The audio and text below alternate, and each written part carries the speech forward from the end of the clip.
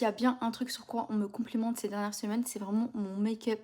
Donc je vais vous faire un tuto étape par étape. La première étape, c'est les sourcils. J'ai filmé le tuto, donc il doit être déjà disponible. Pour le teint, hyper important, je mets toujours des patchs avant de me maquiller. Là, c'était les Yepoda et en fait, ça me permet d'hydrater mon contour des yeux sans avoir un amas de matière et que ça se mélange à mon anti-cerne. J'utilise seulement 3 produits pour préparer ma peau. En premier, c'est baume à lèvres Ole Henriksen et j'ai déjà appliqué. Ensuite, je mets toujours une brume hydratante. J'alterne avec la Yepoda à l'acide hyaluronique ou sinon la Brine. J'utilise toujours des sprays des baumes puisque moi, j'ai la flemme de faire ma skincare le matin.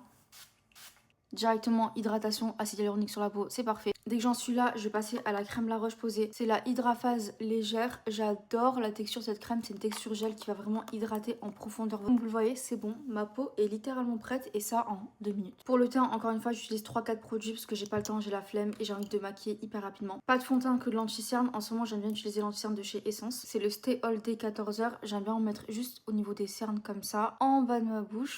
Au niveau du nez parce que j'ai des rougeurs, je vais l'estomper au pinceau comme ça parce que le pinceau c'est hyper rapide et comme vous voyez en fait ça va unifier mon teint. Pour les cernes c'est pareil, je vais l'estomper au pinceau. Une fois que j'en suis là, je passe au bronzer contour stick et j'utilise le Maybelline. On applique un tout petit peu parce que je veux encore une fois un résultat naturel. J'estompe au pinceau en tapotant. Je reprends le pinceau anti-cerne, j'en passe sur les ailes du nez. Je reprends le pinceau avec quoi j'ai estompé l'anti-cerne et je le repasse au milieu pour qu'il n'y ait pas de démarcation. Dès que j'en suis là, étape ultra importante, le blush. Mes deux chouchous du moment, c'est le Cloudtopia de Maybelline ou sinon le blush Mérite. Quand je veux un make-up assez mat, j'utilise le Cloudtopia et quand je veux quelque chose de plus glowy, j'utilise le Mérite. Un make-up glowy, donc je vais utiliser le Mérite. Et en fait, ce qui est bien avec celui-là, c'est que vous avez juste à le slider comme ça sur votre visage et vous avez juste à tapoter avec votre pinceau. Ça fait vraiment un make-up hyper frais. J'en suis là, il y a deux options qui s'offrent à moi. Soit je poudre mon teint, soit je le poudre pas. Si j'ai la peau ultra sèche, j'ai pas fait ma skincare ces derniers temps, je le poudre pas.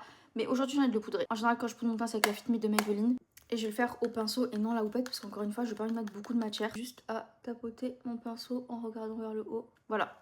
Si j'ai poudré mon teint, je mets toujours un spray pour redonner un effet glowy au teint. J'utilise le Sephora. Je vais juste reprendre le pinceau avec quoi j'ai appliqué le blush et je vais juste le retapoter pour redonner ce côté un peu vivant au make-up. Là, on va passer aux lèvres, donc je vais enlever le baume à lèvres.